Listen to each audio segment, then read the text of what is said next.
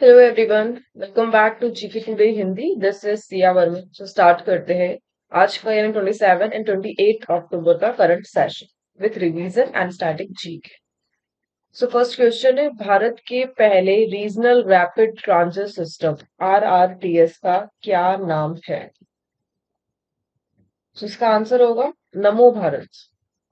सो भारत के पहले regional rapid transition system RRTS का जो नाम है वो क्या है? नमो भारत है। सो हाल ही में पीएम नरेंद्र मोदी ने नमो भारत को हरी झंडी दिखाई, green flag for NaMo Bharat by PM Modi, जो कि आरआरटीएस का पार्ट है। ये जो रेलवे लाइन है ये चलेगी किसके बिटवीन? दिल्ली, गाजियाबाद और मेरठ। ये रूट इसका रहेगा आरआरटीएस का, आरआरटीएस कॉरिडोर जो चलेगा दिल्ली, गुजरात, सॉरी गाजियाबाद, गाजियाबाद और मेरठ। ठीक है, इसका पहले जो नाम था ना वो रैपिड एक्स था। नाउ इसका नाम हो चुका है आरआरटीएस यानी रीजनल रैपिड ट्रांजिट सिस्टम। और इसकी जो स्पीड है वो 180 किलोमीटर पर आवर से इसको डिजाइन किया गया है, इस स्पीड से इसको डिजाइन किया गया है। फाइन। सो रीजनल रैपिड ट्रांजिट सिस्टम का उद्घाटन किसने किया? पीएम मोदी ने। और नाम क्या है? नमो भारत। आगे बढ़ते हैं, अब देखते हैं कुछ क्वेश्चंस हम रिवाइज कर लेते हैं जो कि ट्रेन से रिलेटेड रहे हैं।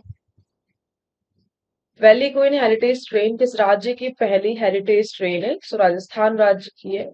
हाल ही में किस देश ने अपनी पहली क्रॉस सी बुलेट ट्रेन शुरू की थी? चीन ने की थी। स्वच्छता पखवाड़ा के हिस्से के रूप में किस शहर ने स्वच्छता ट्रेन पहल शुरू की थी? सो ये अहमदाबाद ने स्टार्ट किया था। फाइन।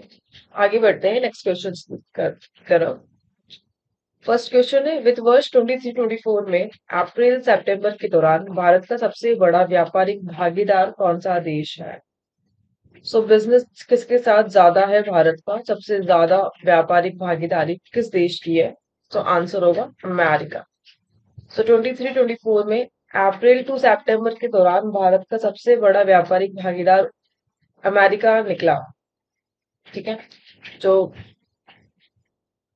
बायलेटरल ट्रेड है दोनों के बीच, ऐसे वो 11.3% घट गया है अगर मैं कंपेयर करूं पहले से।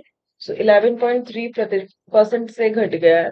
पैसों में अगर हम बात करें तो 59.67 अरब डॉलर अब हो गया है। ठीक है, और ये ही पहले कितना था? 67.28 अरब डॉलर। तो ये बायलैटरल ट्रेड था इंडिया और अमेरिका के बिटवीन पहले, जो कि अब हो चुका है 59.267 अरब डॉलर। और कितना डिक्रीज हुआ? 11.3% का डिक्रीज हुआ है बायलैटरल ट्रेड। बट स्टिल सबसे ज्यादा व्यापारिक भागीदारी किसके साथ है? अमेरिका के साथ है। फाइन। नेक्स्ट क्वेश्चन देखते हैं, अभ्यास हरिमाऊ शक्ति 23 का आयोजन किन दो देशों के बीच किया गया? सो शक्ति की बात की जा रही, नाम है अभ्यास हरिमाऊ शक्ति। एक्सरसाइज की बात की जा रही है। किसके बिटवीन है ये? भारत और मलेशिया के बिटवीन है ये एक्सरसाइज हरिमाऊ शक्ति। और कहाँ पर हुई ये? देशों की सेनाओं के बीच, भारत और मलेशिया की सेनाओं के बीच हुई है। भारत के उमरोई, उमरोई छावनी में हुई है ये। ठीक है, इससे पहले 2022 में मलेशिया में हुई थी। और 2023 का जो एडिशन है वो कहाँ पर हुआ? भारत में हुआ। और भारत की तरफ से जिस सेना ने भाग लिया वो कौन सी सेना थी? तो वो राजपूत रेजिमेंट की सेना ने पार्टिसिपेट किया था इसमें।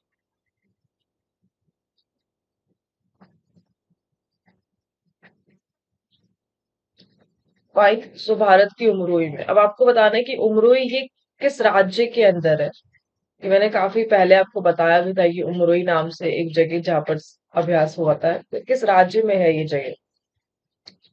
आगे बढ़ते हैं, नेक्स्ट एक्सरसाइज की हम बात करते हैं। भारत राष्ट्रीय साइबर सुरक्षा अभ्यास NCX-23 की मेजबानी किस संस्था ने की? NCX की बात की जा रही है, कहाँ पर हुआ था? ये न्यू दिल्ली में हुआ था। और किसने इसकी मेजबानी करी है? किसके द्वारा इसको चलाया गया? राष्ट्रीय सुरक्षा परिषद सचिवालय। ठीक है। एनएससीएस एनएससीएस ने राष्ट्रीय रक्षा विश्वविद्यालय के साथ मिलकर NCX-23 की मेजबानी न्यू दिल्ली में की। ठीक है, और इसका ये सेकंड एडिशन है, ज्यादा क्रॉनिक साइज नहीं है, ये अभी स्टार्ट ही हुई है, सेकंड एडिशन है ये इसका। फाइन। नेक्स्ट है 2023 में किस देश ने फ्यूचर इन्वेस्टमेंट इनिशिएटिव के 7वें संस्करण की मेजबानी की? सो फ्यूचर इन्वेस्टमेंट इनिशिएटिव के 7वें संस्करण की मेजबानी किसने करी है? सऊदी अरब ने करी। क्या आंसर होगा? सऊदी अरब।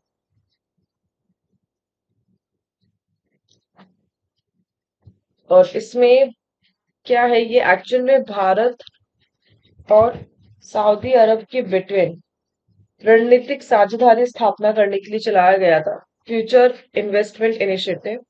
और वैसे रणनीतिक साझेदारी किसके बिटवीन? भारत और सऊदी अरब। ये कब से चलता आ रहा है? ये 2019 चलता आ रहा है, यानी 2019 से स्टार्ट हुआ है रणनीतिक साझेदारी बनानी है भारत और सऊदी अरेबिया के बिटवीन।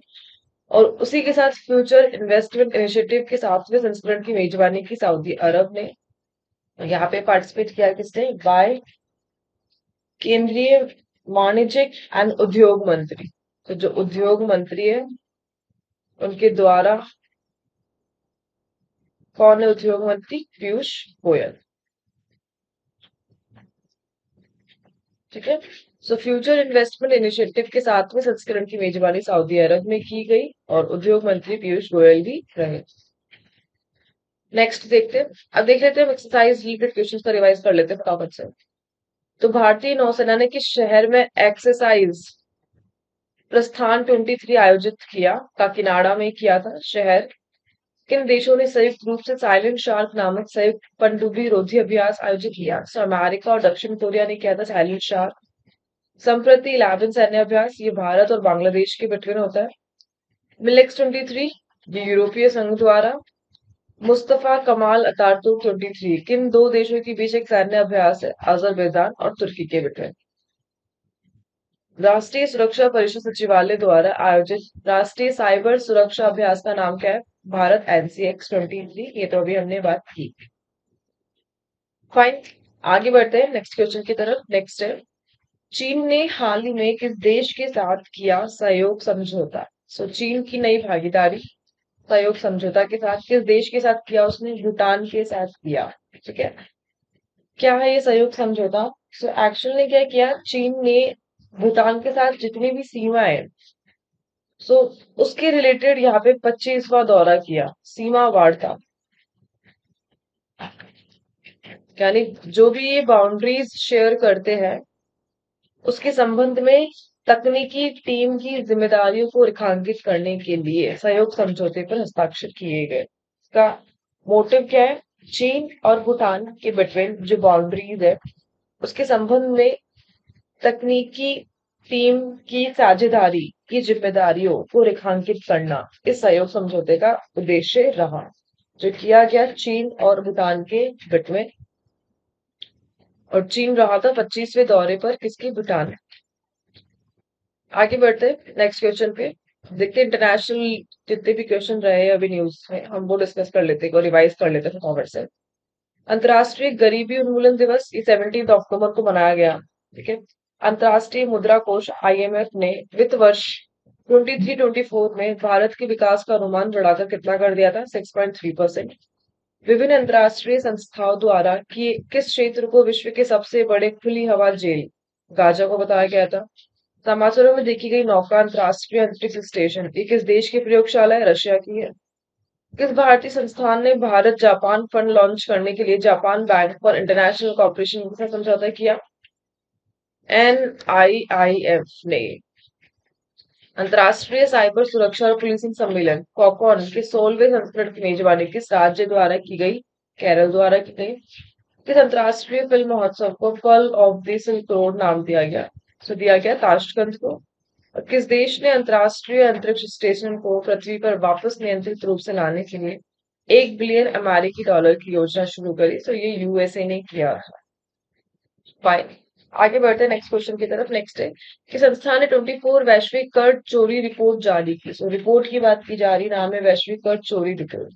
सो इसको किया है किसने? ईयू कर वेधशाला ने, यूरोपियन यूनियन कर वेधशाला ने करा है। ठीक है। इस रिपोर्ट के अकॉर्डिंग कहा जा रहा है कि अरबपतियों की संपत्ति पर 2% का वैश्विक न्यूनतम कर लगाना चाहिए, ऐसी कोशिश की जा रही है। 2% का वैश्विक न्यूनतम कर, और जो लगभग सालाना कितना होगा? 250 बिलियन डॉलर होगा। लगभग सालाना 250 बिलियन डॉलर।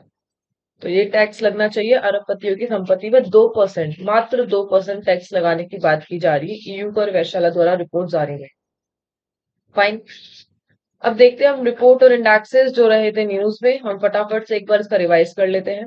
कि संस्थान ने सस्ते पानी की उच्च लागत रिपोर्ट जारी की थी। सो WWF ने, वर्ल्ड वाइड फंड ने।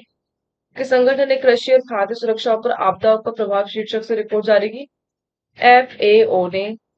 कौन सी संस्था सेंट्रल बैंक और रिपोर्ट कार्ड जारी करता है? वैश्विक वित्त करता है। कौन सा केंद्रीय मंत्रालय इंडिया AI रिपोर्ट से संबंधित है? इलेक्ट्रॉनिक्स एंड सूचना प्रौद्योगिकी मंत्रालय आई। हाल ही में किस भारतीय राज्य में सुअरों में अफ्रीकी स्वाइन बुखार में सकारात्मक मामले सामने आए? मणिपुर में।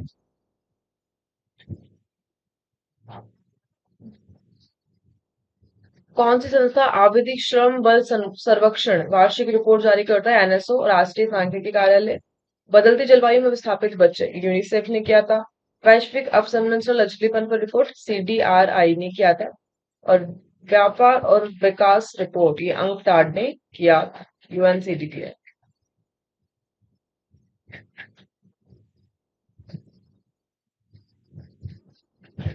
फाइन, आगे बढ़ते हैं नेक्स्ट क्वेश्चन की तरफ। नेक्स्ट, कौन सा भारतीय क्रिकेटर सबसे तेज 2000 वनडे रन बनाने वाला बल्लेबाज बन गया है? सो सबसे ज्यादा 2000 वनडे रन ये बनाए किसने? शुभमन गिल ने बनाए हैं। ठीक है। और किस मैच में? न्यूजीलैंड के खिलाफ बनाए थे। और अपनी कौन सी पारी में? सो 38वीं पारी में। ठीक है, एक नया रिकॉर्ड बना दिया। और रिकॉर्ड तोड़ा किसका है? सो इन्होंने रिकॉर्ड तोड़ा है, 2011 में बनाया था हाशिम अमला ने। सबसे पहले हाशिम अमला ने 2011 में ये रिकॉर्ड बनाया था। किसके खिलाफ बनाया था? पहले तो 40वीं पारी में बनाया था। ठीक है। तो इन्होंने बनाया था जस्ट 40 पारी में, और शुभमन गिल ने बना दिया है 38वीं पारी में। 2000 वनडे रन बनाने वाले सबसे तेज बल्लेबाज बन गए न्यूजीलैंड के खिलाफ भारतीय खिलाड़ी Shubman Gill. Fine. Next question है, विश्व कप में 2 बार 5 विकेट लेने वाले भारतीय क्रिकेटर कौन बने? सो 2 बार 5 विकेट, तो ये कौन है? मोहम्मद शमी। सो शमी बन चुके हैं 2 बार 5 विकेट। किसके खिलाफ लिया? वर्ल्ड कप में लिया था इन्होंने, न्यूजीलैंड के खिलाफ, अभी रिसेंट जो था। सो वर्ल्ड कप में 2 बार 5 विकेट लेने वाले ये 90 गेंदबाज बन चुके हैं। इनसे पहले 8 गेंदबाज और रहे हैं, और ये कौन से नंबर पे आ गए? 90 गेंदबाज। आगे बढ़ते नेक्स्ट है, किशन सिंह बेदी जिनका हाल ही में निधन हो गया, किस खेल से जुड़े हैं? सो क्रिकेट से रिलेटेड है किशन सिंह बेदी। ठीक है। कैप्टन रह चुके हैं ये, और इनको बाएं हाथ के स्पिनर, किस फॉर्मेट में खेलते थे ये? बाएं हाथ के स्पिनर गेंदबाज थे ये, स्पिन गेंदबाज। और भारत के लिए टोटल इन्होंने 67 टेस्ट मैच खेले हैं। टोटल 67 टेस्ट मैचों में भारत का प्रतिनिधित्व किया है कि इन्होंने। बिशन सिंह बेदी जो कि क्रिकेट से रिलेटेड है, और पूर्व फॉर्मर कैप्टन रह चुके हैं ये। फाइन, आगे बढ़ते हैं। नेक्स्ट है, अरब सागर में उठे चक्रवात तेज का नाम। सो न्यूज हेडलाइन, साइक्लोन जिसका नाम है चक्रवात तेज, कहाँ पर आया है? किस देश ने इसका नाम रखा है? सो भारत ने इसका नाम रखा है, और भारत में ही आ रहा है चक्रवात तेज। कहाँ पर? अरब सागर में। और भारत के इतिहास में पहली बार हुआ है कि एक ही साल में 2 चक्रवात, एक चक्रवात तेज जो कि अरब सागर में उठ रहा है, और दूसरे का नाम है चक्रवात हामून। ठीक है। ये बन रहा है बंगाल की खाड़ी में। सो एक साल में भारत को फेस करने पड़ रहे 2 साइक्लोन, भारत की हिस्ट्री में पहली बार हुआ है ऐसा। तो वहां के गहरे दबाव के कारण बंगाल की खाड़ी में चक्रवात हामून पनप रहा है। और हामून का नाम किसने दिया? ईरान ने दिया था। फाइन। सो इसी के साथ ही सेशन होता है यहाँ पे ओवर। ठीक है, आई होप आपको सेशन अच्छा लगा होगा। सो एक बार इसको लाइक और शेयर करना मत भूलिएगा। ठीक है। अच्छा, कुछ क्वेश्चंस यहाँ पर मैं डिस्कस करना रह गई, एक बार देख लेते हैं। चक्रवात से रिलेटेड जो क्वेश्चंस थे। कौन सा चक्रवात म्यांमार से टकराया है और इसी सदी में इस क्षेत्र में आने वाले सबसे शक्तिशाली तूफानों में से एक है चक्रवात मोजा। साइक्लोन इल्सा कौन सा देश से प्रभावित हुआ था? ऑस्ट्रेलिया हुआ था। उस चक्रवात का क्या नाम है जिसके कारण मलावी और मोजाम्बिक में तेज हवाएं और मूसलाधार बारिश हुई थी? ईडी। ठीक है। चक्रवात गैब्रियल। इसके बाद किस देश ने आपातकाल की घोषणा की? न्यूजीलैंड ने। भारतीय सेना ने साइक्लोन वन ये एक्सरसाइज किसके साथ करी है? मिस्र के साथ। कौन सा चक्रवात हाल ही में दक्षिण राज्यों के तटों को पार करते हुए बंगाल की खाड़ी को बना? ये मंडोज था। चक्रवात सीतारंग का नाम ये थाईलैंड बंगाल की खाड़ी में उत्पन्न हुआ था। उस उष्णकटिबंधीय चक्रवात का नाम क्या है जो तूफान में बदल गया और प्यूर्टो रिको से टकराया? फ्योरा नाम था। और चक्रवात माओन कौन सा देश से प्रभावित हुआ था? फिलीपींस। फाइन। सो इसी के साथ ये सेशन होता है एंड नाउ।